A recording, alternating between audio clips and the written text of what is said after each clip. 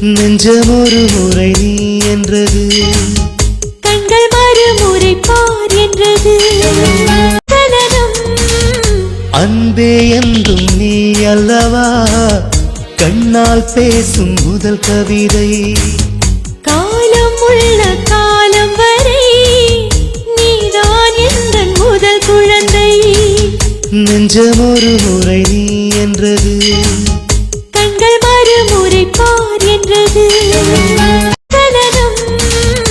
அன்பே என்றும் நீ அல்லவா, கண்ணால் பேசும் முதல் கவிதை.